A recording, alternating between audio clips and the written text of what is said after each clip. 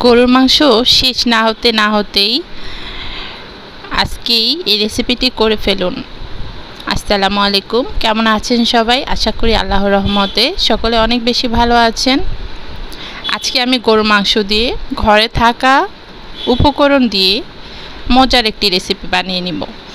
এই রেসিপিটি আপনি মেহমান আপ্যায়নে কিংবা ঘরের মানুষকে ভাতের সঙ্গে, পোলাওয়ের সঙ্গে কিংবা পাউরুটির সঙ্গে কিংবা পরোটার সঙ্গে দিয়ে দিতে পারেন। অনায়াসে খেয়ে নেবে সবাই এবং অনেক মজাদার একটি রেসিপি, খুব সহজ একটি রেসিপি। গরুর মাংসের পিসগুলো মানে বড় পিস যেগুলো, মাংসের যে থান পিস সেই পিসগুলোকে নিয়েছি। সাথে একটি পাটা আর পুতার সাহায্যে একটু ছেঁচে নিচ্ছি, যাতে করে মাংসের মাঝখান থেকে যে ফোলা ভাবটা সেটা একটু পাতলা ভাব হয়ে যায় আর মশলাগুলো সহজে মিশে যায়। বন্ধুরা, আমি চেষ্টা করি সহজ রেসিপি আপনাদের সাথে শেয়ার করার। একদম ঘরে থাকা মশলা আদি দিয়ে বানাতে পারবেন। কোনো প্রকার বাজারে যাওয়ার কোনো প্রয়োজন হবে না। আশা করছি রেসিপিটি দেখে আপনার ভালো লাগবে। আর যদি আমার চ্যানেলটি আপনার ভালো লাগে, অবশ্যই আমার চ্যানেলটিকে সাবস্ক্রাইব করে রাখতে ভুলবেন না। তো আসি, গরু মাংসের যে পর্বটা শেষ হয়ে গেছে, এখন পরের পর্বে মাংসগুলোকে ছেঁচা শেষ হয়ে যাওয়ার পর আমি একটি পাত্রে মাংসগুলোকে নিয়ে নিচ্ছি। কেননা এখন মাংসগুলোর উপরে যে মশলাগুলো দিব সেই মশলাগুলো নাম জানিয়ে দিচ্ছি। আমি কিন্তু আদা আর রসুনের পেস্ট করে নিয়েছিলাম অফ ক্যামেরায়, এখন সেটাই দিয়ে দিব। আদা রসুনের পেস্ট সহজেই তো বাসায় সবার থাকে, তো আমি সেটাই নিয়ে নিয়েছি। এখন যে মশলাগুলো দিব তার মধ্যে হয়েছে লবণটা পরিমাণ মতো দিয়ে নেবেন।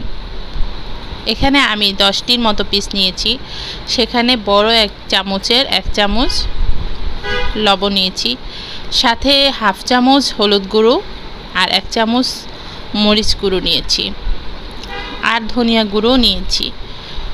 আর সাথে এখন গরম মশলার গুঁড়ো অ্যাড করে নিচ্ছি। গরম মশলা বলতে বুঝিয়েছি এলাচি, দারচিনি, লবঙ্গ, তেজপাতা, এই ধরনের মশলাগুলোকে গুঁড়ো করে তারপরে দিয়ে দিয়েছি, কারণ এগুলো তো আনাম দিলে মশলা মাংসের সাথে মিশবে না, সেজন্য। এখন কিন্তু আমি আরেকটি জিনিস অ্যাড করব, এটা অবশ্যই অ্যাড করতে হবে। এটা হচ্ছে চালের গুঁড়ো। ধনিয়া গুঁড়ো আমি অ্যাড করেছি, সাথে একটু জিরা গুঁড়ো অ্যাড করে নিয়েছি। এখন শেষ পর্যায়ে এসে আমি কিন্তু 2 চামচের পরিমাণ চালের গুঁড়ো অ্যাড করে নিব। এখানে আপনারা চালের গুঁড়ো বাসায় না থাকলে সুজিও অ্যাড করতে পারবেন, তবে চালের গুঁড়োটা অ্যাড করলে সবচেয়ে বেশি ভালো হয়। শেষ পর্যায়ে এসে আমি একটুখানি লেবুর রস নিয়ে নিলাম, শুধুমাত্র 1 পিস লেবুর রস নিয়ে নিলাম। আর যে মশলাগুলো নিয়েছি এর চেয়ে বেশি মশলা নেওয়ার কোনো প্রয়োজন নেই। এখন মশলাগুলো দিয়ে মাংসর সাথে মিশিয়ে ভালো করে মেখে নিব, যাতে গায়ে গায়ে মাংসের মশলাগুলো লেগে থাকে।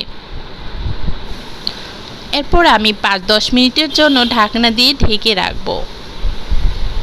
এতে করে মশলাগুলো গরুর যে মাংসটা সেটার গায়ে ভালো করে মিশে যাবে। আপনারা যারা আমাদের হিন্দু ধর্মাবলম্বী বোন ভাইয়েরা আছেন, তারা অবশ্যই ভিডিওটি স্কিপ করতে পারেন, তবে খাসির মাংসকেও আপনারা এভাবে করে নিতে পারবেন। এখন আমি কি করছি, একটি ফ্রাই প্যানে সরিষার তেল অ্যাড করে নিচ্ছি। অবশ্যই এটা সরিষার তেল দিয়ে করার চেষ্টা করবেন, এতে করে স্বাদটা দ্বিগুণ বেড়ে যায়। তবে সয়াবিন তেল দিয়েও করা যাবে কিংবা অলিভ অয়েল দিয়েও করা যাবে, কোনো সমস্যা নেই।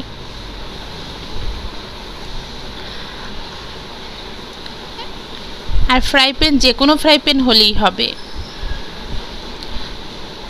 তো আমি এখন এই ফ্রাই প্যানের মধ্যে মাংসের পিসগুলোকে দিয়ে একটু ফ্রাই করে নেব, ভালো করে ফ্রাই করে নিব, তবে ঢাকনা ছাড়াই এটাকে ফ্রাই করব। যেহেতু পিসগুলো অনেক পাতলা, এটা ফ্রাই করার জন্য ঢাকনার প্রয়োজন হবে না। কিংবা অতিরিক্ত তেলেরও প্রয়োজন হবে না। মাত্র 1 চামচ পরিমাণ তেল দিয়েছি, আর সেই তেলে কিন্তু গরু মাংসের পিসগুলোকে ভেজে নিচ্ছি। আপনারা যারা আমাদের হিন্দু ধর্মাবলম্বী ভাই বোন আছেন, তারা অবশ্যই খাসির মাংসকে এইভাবে করে সেম প্রসেসেই ফ্রাই করে নিতে পারবেন।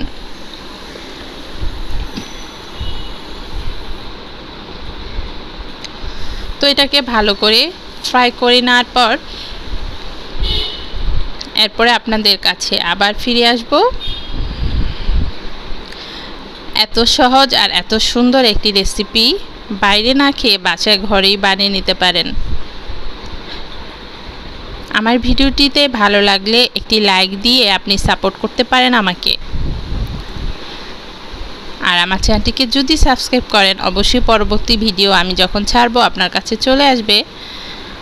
আমি এইটাকে উলট পালট করে দিচ্ছি, মানে মাংসের যে পিঠ ভাজা হয়েছে সেই পিঠটাকে উলট করে পিছনের যে পিঠটা কাঁচা রয়েছে সেটাকে করে দিচ্ছি। তো এখন ওই পিঠটা যখন ভাজা হয়ে যাবে তখন কিন্তু পরিপূর্ণ ফ্রাই হয়ে যাবে। দেখতেই পাচ্ছেন ওই পিঠটা ভালোই ভাজা হয়েছে।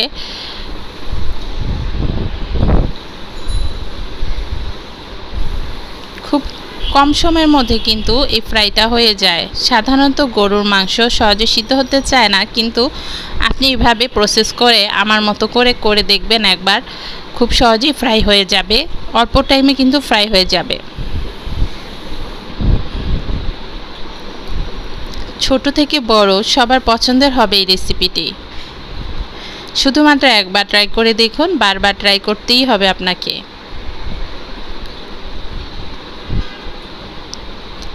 কেমন লাগলো এই ভিডিওটি, কেমন লাগলো এই রেসিপিটি অবশ্যই কমেন্টে জানাবেন। আপনাদের কমেন্টের অপেক্ষায় আমি থাকব। অলরেডি ফ্রাই হয়ে গেছে, আর অর্ধেকের বেশি মাংস আমার বাচ্চারা নিয়ে খেয়ে ফেলেছে।